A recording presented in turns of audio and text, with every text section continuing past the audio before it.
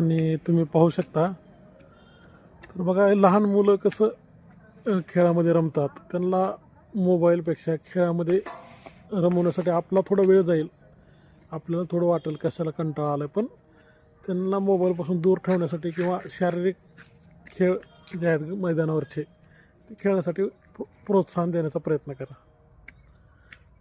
त्यांना उलट याच्यामध्ये फार त्यांचं मन रमतं मोबाईलपेक्षा.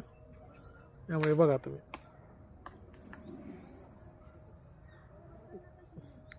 बिंदास खेळतात ते. व्हिडिओच्या माध्यमातून तुम्हाला दिसलं असेल. त्यामुळे अशा खेळाला प्रोत्साहन द्या. त्यांना ग्राउंडवर आणण्याची जबाबदारी, ग्राउंड नसेल तर एखाद्या पटांगणात, गार्डनमध्ये जिथं शक्य असेल तिथं त्यांना थोडा वेळ दिला पाहिजे. नाहीतर ते मग मोबाईलमध्ये व्यस्त ठेवून अडचण होते. कधी कधी द्यावं लागतं मोबाईल, पण बऱ्यापैकी तुम्ही असं आणलं तर ते खेळामध्ये रमतात. तर याचं हे उत्तम उदाहरण आहे. धन्यवाद.